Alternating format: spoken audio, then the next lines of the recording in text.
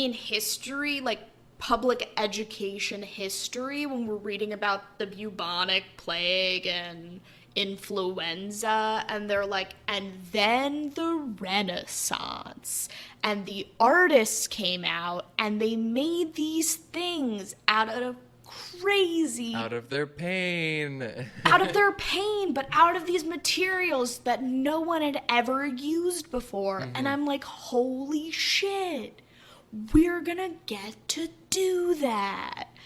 I'm gonna be a part of a generation that makes something wild. Hello, and welcome to Given the Platform, the show where I give unsung people the chance to flaunt their extraordinary passions and knowledge. Do you have something that you want to be given the platform to talk about? Contact me at giventheplatform@gmail.com. As you can tell, I've decided to go with the I and the me. I think it's about time I take ownership of this podcast. Anyways, make sure to download this podcast on whatever application you use to listen to it. And if you're on iTunes, please make sure to rate it 5 stars. That's just going to help this podcast get off the ground, and I'm really hoping to broadcast it to a wider audience. Also, make sure to follow Given the Platform on Instagram at Given the Platform, Facebook also at Given the Platform, Twitter at Give the Platform.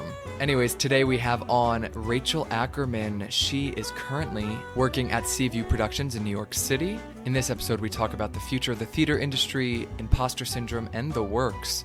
Enjoy! Today with me, I have Rachel Ackerman, peer, erudite, resident Jew. That's what an intro. Thank you, Harrison. Today with Rachel, of course, we're going to talk about the industry, the theater industry, of course. Rachel has a lot of experience in backstage work in theater. Rachel is a stage managing major at Syracuse University. Would you like to elaborate on your experience there? Yeah, I graduated in May, and I had a really great time being able to learn about the industry from the perspective of designers, producers, directors, and really everyone who is making a show happen that isn't on stage. So would you say that your time there as a stage management major, you spent time directing there, correct? Yes. Would you say, what was your most valuable piece of information that you say you learn at university? And like what aspect did that fall into? Did you learn more about directing there, or did you learn more about stage managing? I think I just learned more about being a person than like a craft. That's very liberal arts of you. I know. I think the thing that I fell in love with about theater is that anyone can do it if they really want to. It's about the effort and the passion. It's not as elitist as people make it out to be. And discovering that it's not about going to the best school or having the best training or being a part of the top tier of whatever, that was the most important part, because so many people get caught up in the accolades that they forget to do the work. Okay, I have a bone to pick with you with that one. Okay. What do you mean by it's not as elitist? Because I believe, coming from someone who's in theater myself, it does feel like an elitist industry. I mean, come on. It's so 1%. It feels like you have such a leg up when you have more money. And that isn't to say that isn't the same with every industry. It just feels like a particularly elitist, not really kind of a ground up kind of industry. I think it really depends on how you choose to see it. Is it about connections? Absolutely. Do you have to know people? 100%. That I will not doubt. But I think the elitism and this idea that you have to go to, not to name drop schools, but like Michigan or Carnegie Mellon or NYU or these expensive and ostentatious schools, I don't think is as important anymore. It's not the standard because the way that we're finding talent isn't just cattle calls anymore. Like, look at Broadway World's Next on Stage. There's a huge dance competition that I was in a meeting with Broadway executives that's like, hey, you went to Syracuse, there's this kid who's in the top 5, do you know him? And I was like, yes. And you were like, I hate him. Cut. But they said, in his interview, he loves Susan Stroman. She's one of our artists. Should we connect them? It's about, having access to a camera can unlock things for people in a way that people didn't have before. If you want to do something and you take the time to learn the industry, to know who's making the thing that you want to be a part of, it doesn't matter where you went to school. It doesn't matter how much money you're making. So yes, there is elitism, but I think if you have the passion and the drive, you can surpass that and bypass that. It just is harder and more work. And I agree with that. Would you say, we're coming from 2 different experiences. We both have very different programs, theater programs. Let's talk about how yours was.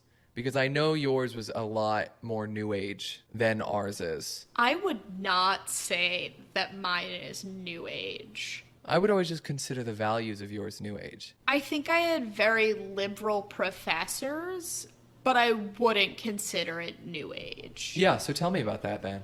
I think because it is a smaller program. There was maybe 200 kids out of 4 classes and 5 areas of study. What I think made our program slightly more new age is that we shared a building with a regional theater called Syracuse Stage. And a lot of our students had the opportunity to work on the design team, the stage management team, or actors got to be in the productions of a working regional theater. And if you are an operational theater, you have to be doing current relevant work and abiding by protocol that is politically correct, ethical,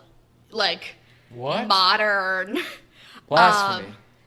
In a way that college programs don't necessarily follow or have to abide by, because professors will come in the 90s or 2000s and then stay there forever, implementing protocol that was appropriate in the 90s or 2000s and not develop. So in that respect, a lot of our professors had to stay with the times in their ethics and political correctness because we are held to a certain standard. There were professors that didn't direct for Syracuse Stage or didn't act with them and were just working at Syracuse University. They did not adapt that mentality. And as has been featured in American Theater Magazine and has a lot of momentum right now, Syracuse Drama Department has come under a lot of fire for the racism that has been happening on the campus at large and the microaggressions within the Department of Drama and the fake or loose promises that have been made to the Black, Indigenous, and people of color. And that's why I have a hard time saying that SU drama is new age, because there's still a lot of old and racist rhetoric and attributes that are tied to that community. I mean, it's a fair point to say, and I think a lot of universities nowadays are struggling with those kinds of issues, and it's great to start having the conversation. Hopefully those loose promises can be firmed up, I mean, on all ends, not just on Syracuse's end. So moving past that, you did graduate last year. Yes. Now you're working in the professional world. I am, which is terrifying. I mean, as it would be. I'm sure anyone listening is terrified of graduating college and what comes next. But would you say that your experience in the professional world falls fairly in line with what you experienced in college, or is it just a completely different universe? I think it depends. What I was taught in classes work-wise makes sense. As a stage manager, talking about communication and collaboration and time management, those are all things that are important to any field. And although right now we aren't working in physical spaces together, it's important to have those skills to utilize. And the classes that I've taken have given me the ability to, I feel like I should explain what my jobs are. I'm like realizing as I'm explaining this stuff. So my experience in the field has been interesting because I've had the great fortune of being employed throughout my college experience.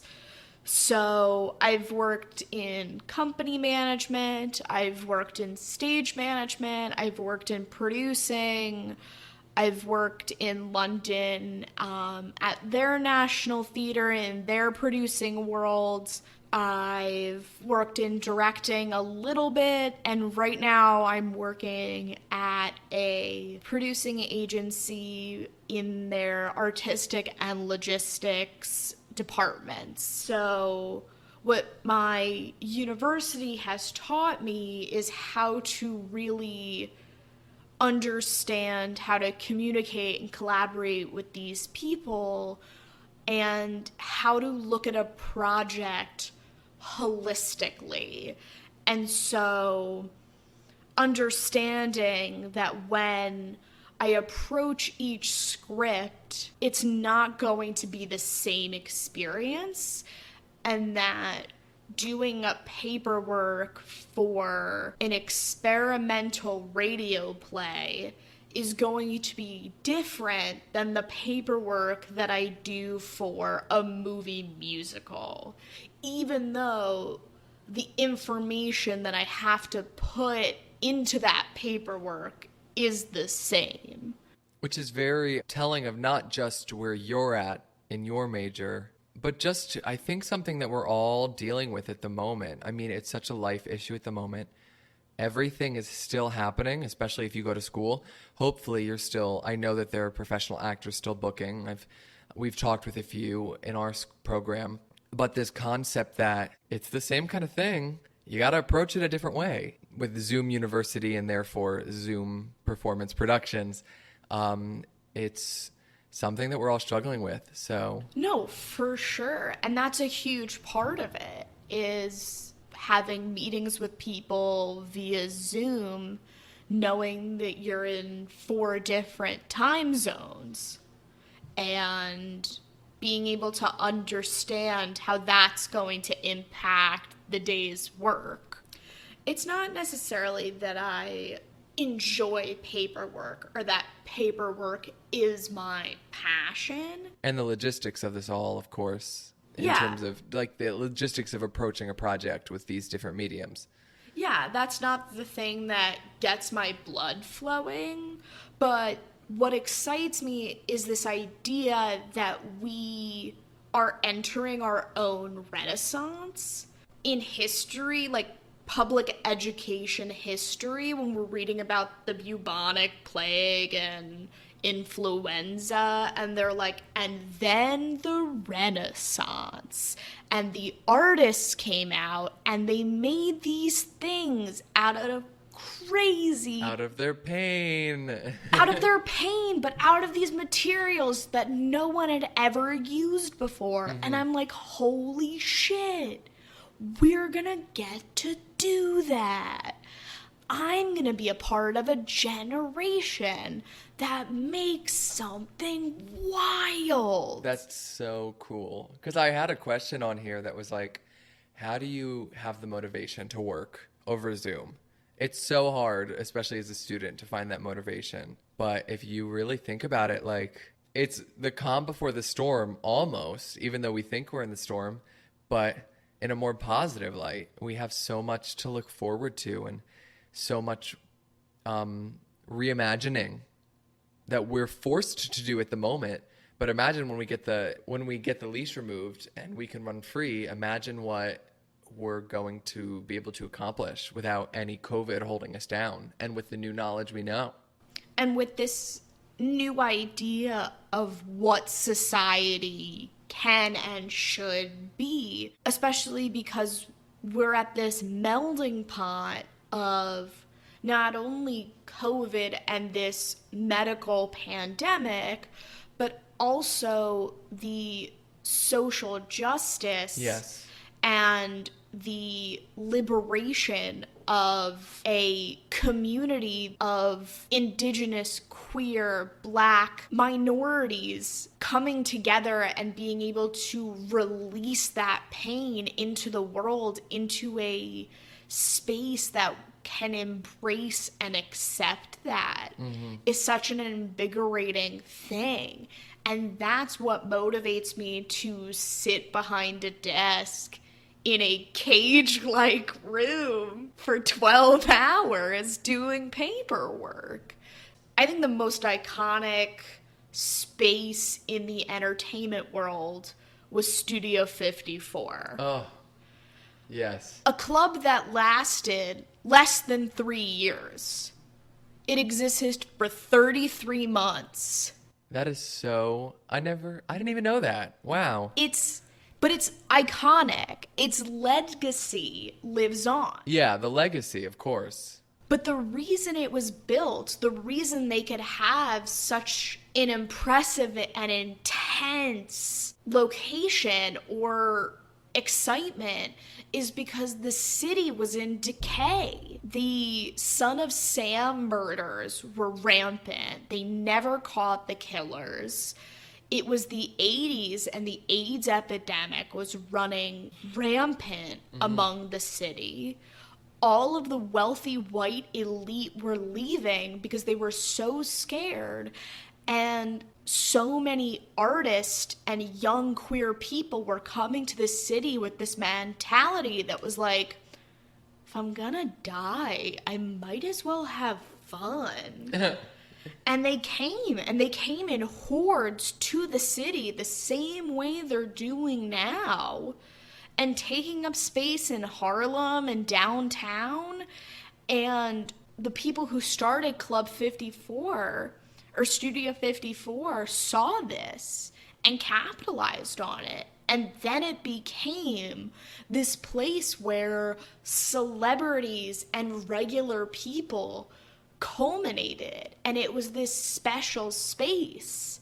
But it started out of a pandemic and fear and loneliness. Mm-hmm. So where do you think the industry is heading? There's a lot of places it can go, and the zeitgeist is ever changing, and that's what I think makes being, particularly in theater, over any version of entertainment, so exciting. Television will always be television. It's always going to be something you watch on your screen. And no matter how visually appealing a show is, it's something that is separate and away from, where theater, it's there. It's, you are in a space with people, and right now that sounds so dangerous and gross, but there are things like Sleep No More, which is the story of Macbeth told in the 1920s in an experimental hotel. There was Sweeney Todd in a pie shop. You can do anything anything. You just have to imagine it. And so I can't tell you where the industry is going, but I think it is moving with the liberal movement and with a more conscientious mind to tell stories about the greater public and not just about white dudes having a hard time. What I want to see is stories about communities that have always been a part of America but have yet to be told. And I think with the constraints that we will have on social gatherings, it's going to make the way that we perform theater even more experimental and interesting. And I think as we are allowed to be back in enclosed spaces safely, people are going to start changing the form in which we live in a space. We are heading forward in this industry in two different aspects, socially and in terms of medium. Yeah. And that combination is strong. And I think now what will happen is that proscenium theaters, things like that, because of these COVID guidelines, at least for the beginning, they're going to feel foreign. And no one wants to work in a foreign space, but we won't have a space that feels comfortable anymore. So more people will be empowered to move past that space and think about, well, what else can we do? I mean, consider prosceniums are as old as the Renaissance, or as old as like medieval theater. Steeple. Yes, it's like, what can we do? What can we bring back? And it's also going to change the commercial model because regional theater and off-Broadway theater don't rely on ticket sales to continue their theater because they have a building that is their own. So you're saying that there'll be no more shows that are really bad, but just keep going for money? Yay! I mean, one could only hope. It's interesting to think off-Broadway theaters like New York Theater Workshop, Playwrights Horizon, who own the building that they live in, who can rip up the seats and change the space entirely, have the opportunity to really redefine how we experience theater the way that Broadway houses could.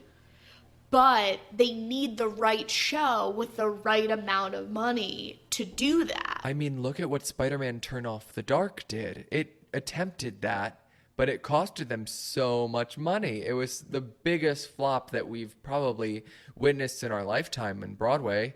And that's what they tried to do. They tried to reimagine a theater that wasn't built for what they wanted to present. It's the same thing with Great Comet, and that had a huge fan base behind it.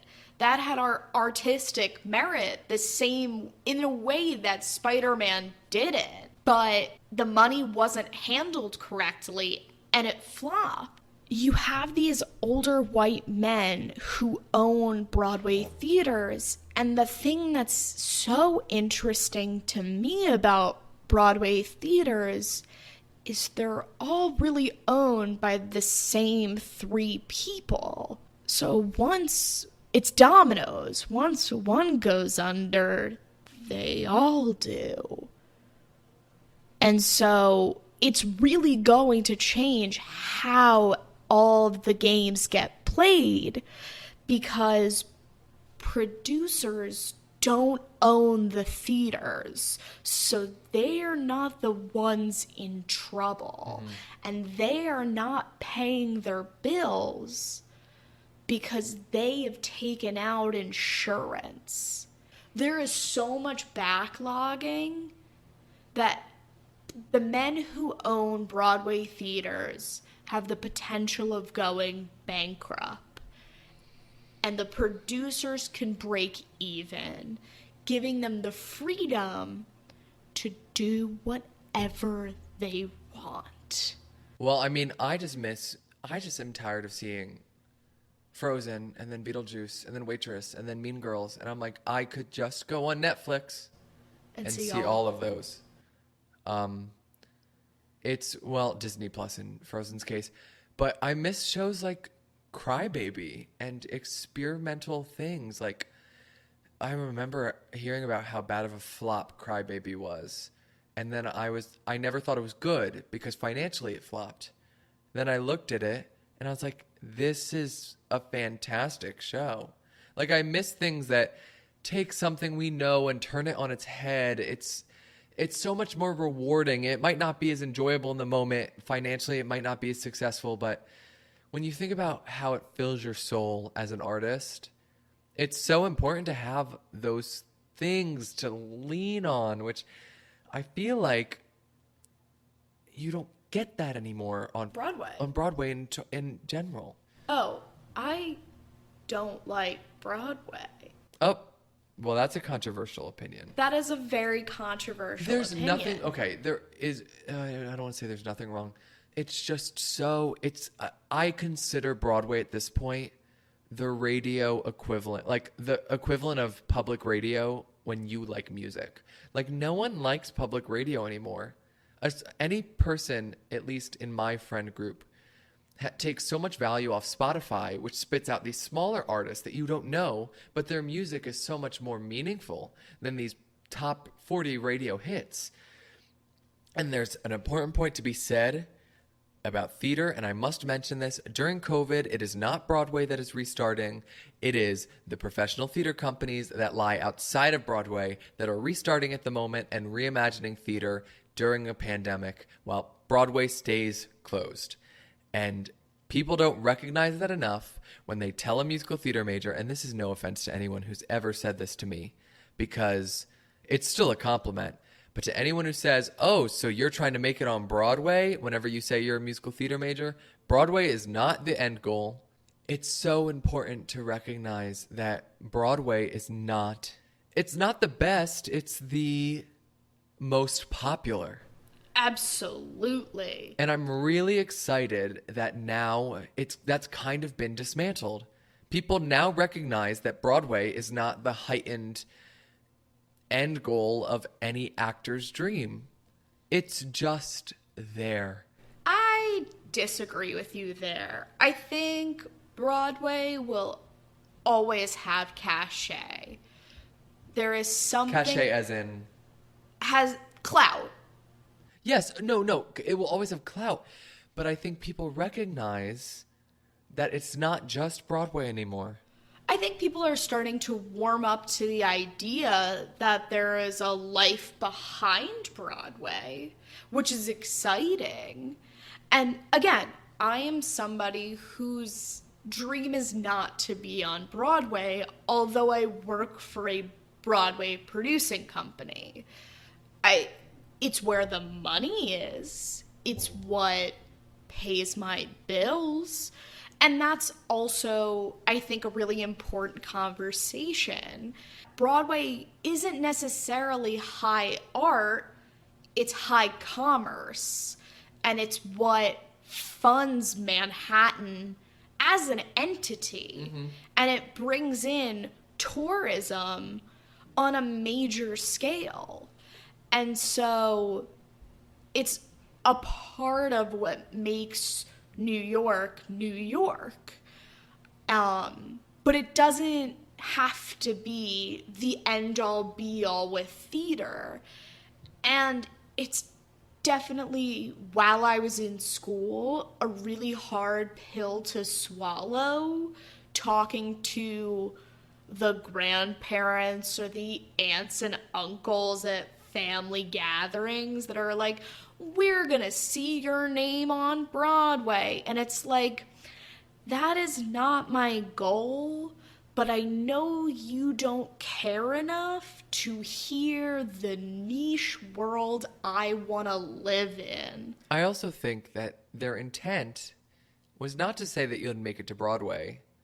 It's just their intent to say you'll be successful. Absolutely. And that's the only way they know how to say it.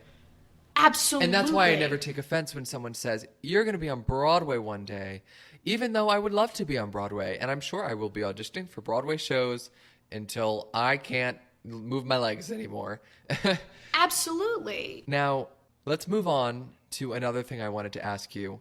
We are in a industry and we are in a job space where we are all doing things that we once used to do as an extracurricular. And it used to be an art form. Still is an art form, but now it is a job. And it changes the context of your work significantly, whether you want it to or not, or whether you intend to or not. And I know I struggled with this going to school, where I was like, well, crap, this is now work. It's not the same. It's not as fun. And it's not as fun because I wasn't doing it. I had to switch the reason I was doing it, and I had to switch my idea of it around. Now it's much more fun for me, but there's that learning curve. So I wanted to hear about your experience with that. Yeah, absolutely. I don't know if there was ever a singular moment where I was like, this isn't fun anymore. I think there was just times where I was like, I am exhausted by doing this, but I still enjoy it.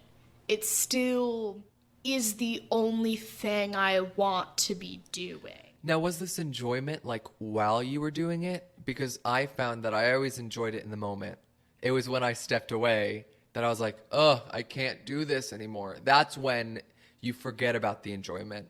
So did you still enjoy it when you weren't in the space, or was it? I always enjoyed it, even walking away. Honestly, I don't love stage management. I love the skills that I learned from it, but, and you know from knowing me in high school, it was never the thing I wanted to do. It was the field I went into to learn the people, to move forward, because nobody wants to hire a 22-year-old director. It's just, it doesn't matter if you have a degree in it. Nobody wants you. That's fair. Because you're 22, you don't have life experience. How are you supposed to create a world when you haven't experienced your own yet? And I 100% agree with that. But I am somebody who suffers from horrible anxiety and depression, and the only thing that pulls me out of it is my work, is the fact that this is it's truly what I live for. I'm also very lucky to have family who not supports me in a financial way, but in an emotional way. My parents understood that if I did a job like that, there could be a day that I wake up and decide life is not worth living anymore. And that's a very plausible reality that my parents knew if I went into theater, I would wake up every morning and figure it out, because this is what I have to do. And something that's always been really hard for me is that my peers were at school not only to do theater, but to have fun and let loose and like be kids. And they never really understood that that was what work was for me. Like, that was my sense of euphoria, and that I didn't need to like do shrooms or trip acid to feel that. There was a sense of ecstasy from being at work. I never have felt more alive. I am so grateful that I get to be in that space, and that I'm surrounded by people who are putting all of their energy into being a part of something. And that when I come home, I'm coming home to parents who understand that this is my quest. This is the thing I have to do, and I don't have to explain myself to them. They get it. They know. They see me. And even if they don't totally understand, they respect me and they understand that if I wasn't doing this, I would not be here.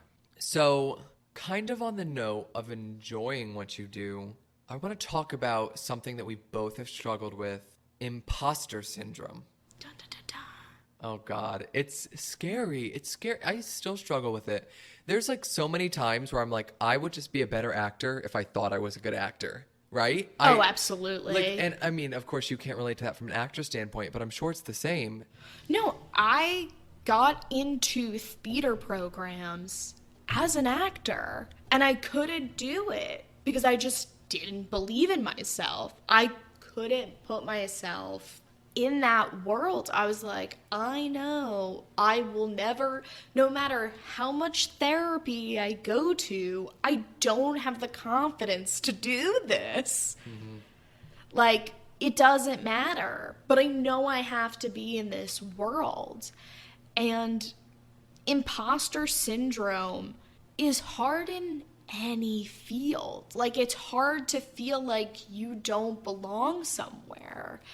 And kind of circling the wagon back to the beginning of like this sense of elitism, as somebody who went to an elitist institution, who graduated cum laude and who got all of these accolades after graduation, and while at school received, internships and accreditations and projects that were given to the quote unquote best slots of students, the same way like a lead would be, it's hard to still walk away and be like, oh yeah, I'm terrible at what I do. It's hard to walk away and say that? Yeah, it's still hard to feel like I can look at my resume, and although intellectually I know it's a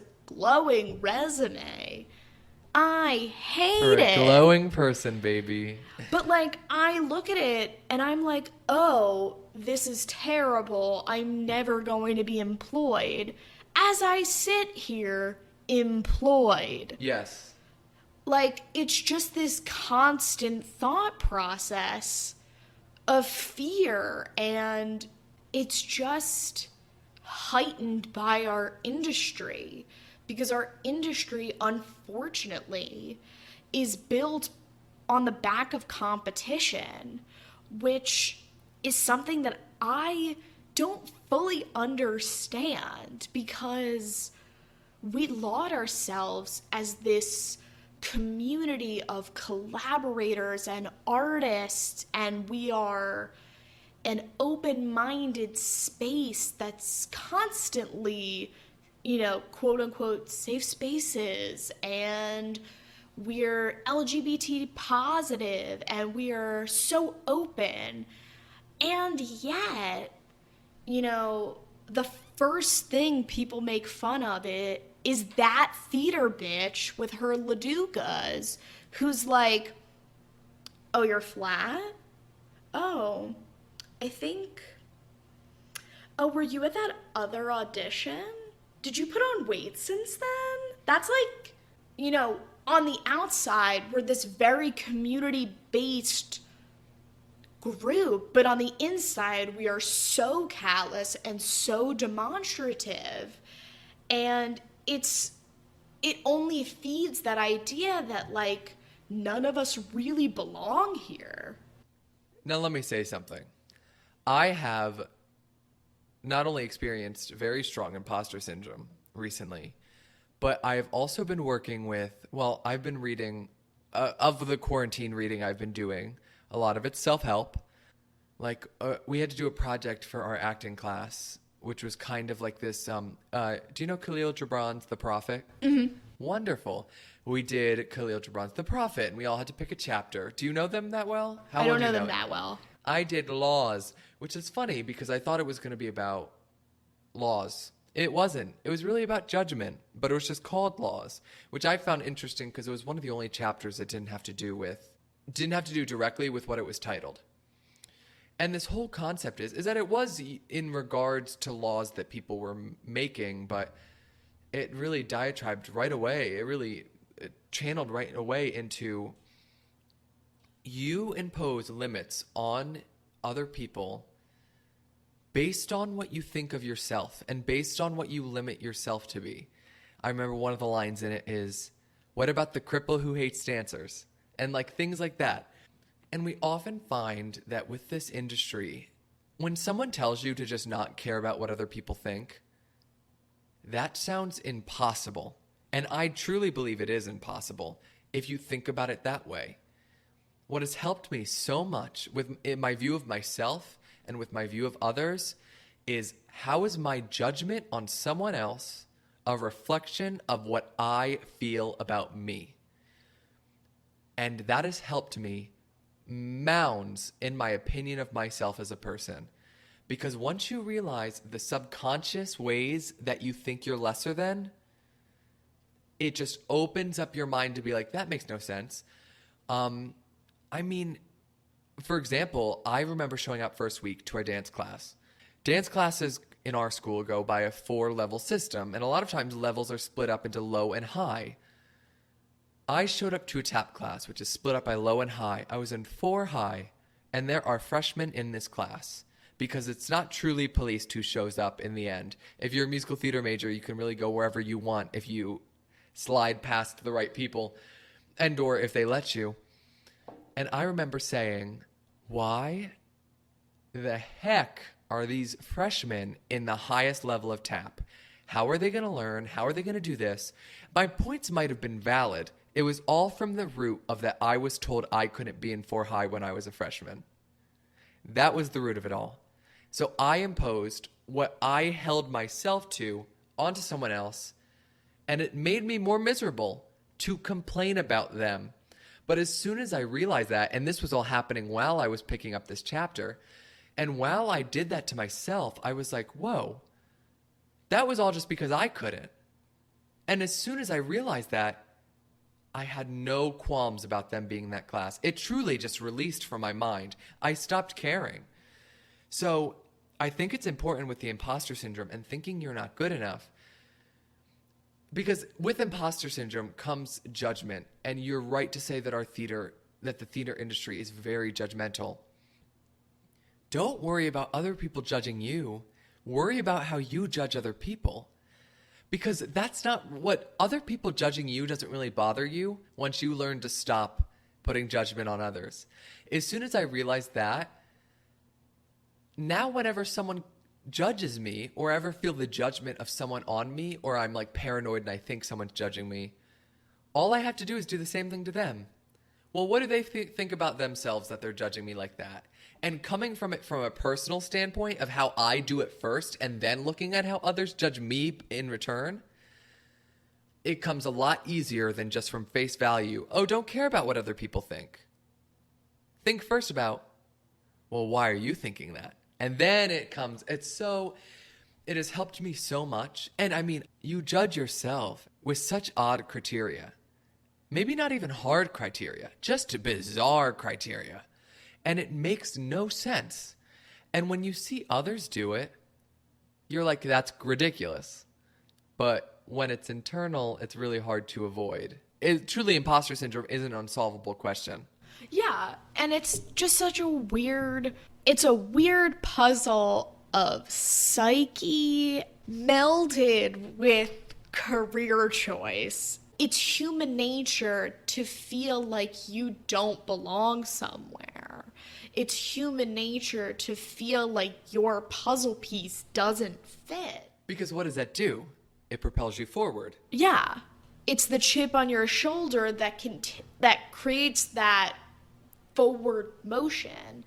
And I think it's also part of the reason why you see like married couples are more comfortable and they have less of that forward motion because they don't have that feeling of being alone anymore. That imposters, they fit with somebody. So then suddenly, even those urges or those feelings aren't so loud anymore. So, how would you say that you have helped improve your imposter syndrome in terms of how have you gained more confidence? And in moments where you couldn't gain more confidence, how did you fake it till you made it? I think, honestly, it's been a wild ride. Like in high school, I had a horrible eating disorder.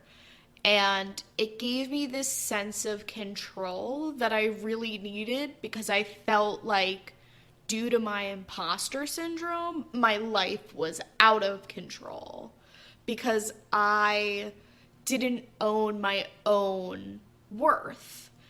And then I went to college and I started to understand how I can own my own body, if that makes sense, and that I am my own person. I also went to therapy, which I highly recommend to everyone, even if you don't have mental illness. Just talk to somebody. That's my soapbox. I digress. But I started Talk to someone professional. Sorry, I need to say that.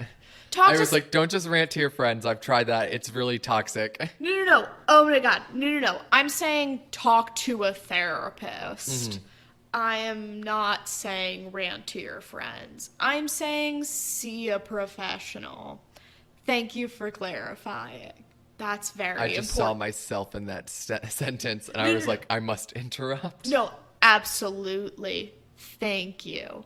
But no, I started talking to a professional and understanding. I also started living on my own. I went to college and I started to understand that myself as a person is not a concept. I'm not just this brand that needs to be sold to the entertainment world. I am a person with ethics, and the art that I make and consume, although it means so much to me, it is not all of me. And so the way that I built my confidence is that I started to build the world around me, and I started to really develop stronger friendships and better eating habits. I started reading more than just plays and biographies about artists. I went outside more. I started hiking. I just created a life for myself that didn't only exist in a theater. I had almost like an abusive relationship with theater because when I was on a show and in a position of power, I was so high and mighty and I felt so successful, and then it would end and I wouldn't know when I was working again, and I would feel so down on myself and distraught. And I realized that, like, if I didn't have a life outside of this space, I was always going to feel like this. And I needed to have something to talk about in interviews and at parties, because unfortunately part of our business is going to parties. Like, I had to have this conversation with my mother, which was so interesting, that we were talking about budgets, and in my budget, had like $150.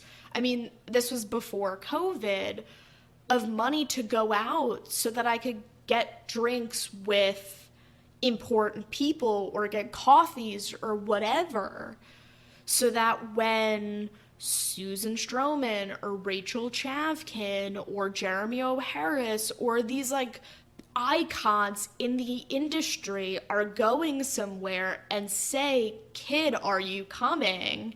I can go. And that is unfortunately part of, again, that elitism and wealth privilege. And I needed to have other things at these types of parties to talk about, because nobody at a party after a show wants to just talk about the show. They want to talk about music or books. They want to talk about things that move them that isn't just theater. And it wasn't until I realized that I am a person. I am not a brand or a concept to sell. I am a full-fledged individual, that I really started to understand that, like, of course I have imposter syndrome, and I'm always going to have that feeling. I'm always going to think that I don't belong. And what I have to tell myself, or what I do, I don't have to, but what I do tell myself is that, no, I do not belong here. This is a room full of old white dudes who think that because they have all of the money, they can also withhold all of the power. No, I don't belong here, but it is my responsibility to fight to stay here and usurp that power. And sometimes it will get me wonderful accolades from people that I really respect and admire in this field. And sometimes it will get me treated like dog poop. And understanding that it doesn't change the fact that it was still the best that I could do. You know, a lot of times, even if you do your best, I feel like our generation will still say they're sorry, even if you did the best you could, because it's not good enough for the other party. But when you apologize to somebody, also apologize to yourself and accept that apology. Know that you're like, okay, I did the best I could. I'm sorry I put myself through that stress, and now the same way that I want that person to let it go, I am also going to let it go. And I feel really lucky that at 22, after graduating in May, that I have found a company that respects me and treats me like a person and thinks that my best is good enough and helps me to see that I'm not an imposter in this field. I am a valuable asset. Again, circling back to a question you had asked me with, like, what was the most important thing you learned at school, or what was something that was a big takeaway? And I had a professor, his name is Rodney Hudson. He is one of the scariest people you'll ever meet, but he is the most intelligent person. And the wisest words he ever taught me were, you will never change someone's mind with an argument. You will always change their mind with a story. And that's why theater exists. Because that is how we are going to change people's mind. We're not, you bought a ticket. You wanted to be here. Nobody is yanking your chain to sit in a comfy chair. And so if you can just sit and relax and experience somebody else's struggles without some red-faced teenager being like, you suck.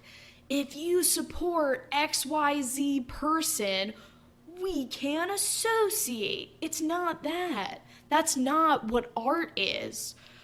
Art is connecting point A of this concept with this concept and giving you the opportunity to draw your own conclusions. We want you to leave these spaces asking more questions. But you're not going to put that on Broadway. Like, 7-year-old Sally isn't going to come in from Iowa to see a show about a guy who's, like, losing his home to gentrification. No, she wants to see Beetlejuice. She wants to see the guy with big green hair and all of the animatronics as she should. And that's why I don't get down on Broadway, because Broadway exposes those little kids. Like, I think Box Live, the shows aren't great quality. They're not doing anything amazing.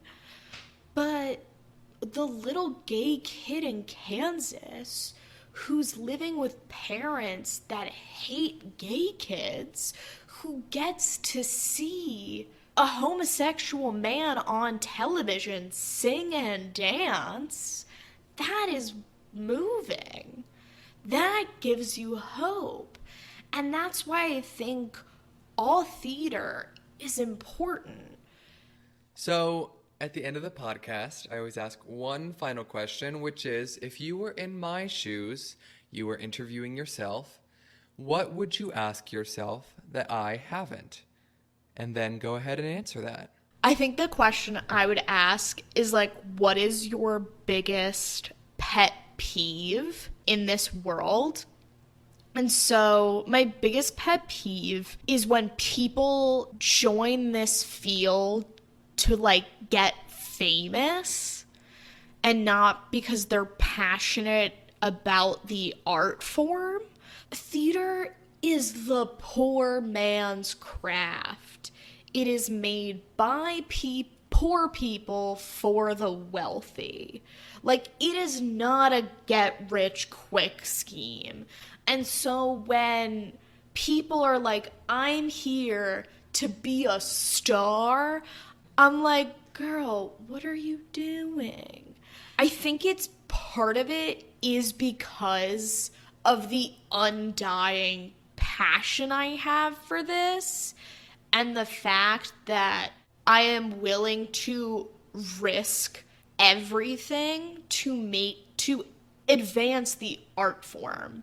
Like, I don't need to be famous. I do not care if my name is not remembered. I just need to know that the energy and effort I put into this stratosphere pushed the form forward. I mean, that's a great point to be made. I think when you're talking about the industry, sometimes we forget to talk about the social hierarchy that wants to be achieved. Oh, there's like, it is the entertainment field.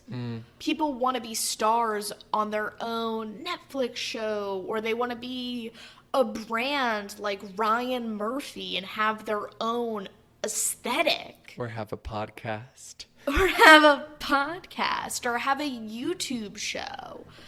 And I don't think it's wrong to want to be successful. I think it's wrong to want to, when they are exploiting whatever it is they are in, whether it is theater or film or podcasts, and they are just using that platform to become famous. Yeah, that's my soapbox. I will end it there. It's your platform, not your soapbox. Let's stay on brand, people. If given the platform, that is my 100 minutes. Thank you very much for coming. Actually, one final question. Yes. Where can people find you? People can find me. I am mostly on Instagram at rachel.ack. That is where I post the most. You can also add me on Facebook, Rachel Ackerman. I thought you were going to say LinkedIn. I was like, No, that plays very well in with the theme. I don't use LinkedIn. I don't believe in it. Oh, well. Again, another hot take. An but issue yeah, for another time, yeah. Add me on Facebook, follow me on Instagram, or on Twitter, also Rachel.ack. I have very lukewarm opinions. So thank you for coming on the show. Thank you so much for having me. I will see all of you guys next week. Thank you so much for listening. It's been a wonderful night. Oh, it's been a wonderful day whenever this comes out. It's been a wonderful sometime during the day, guys. We love See you it. soon.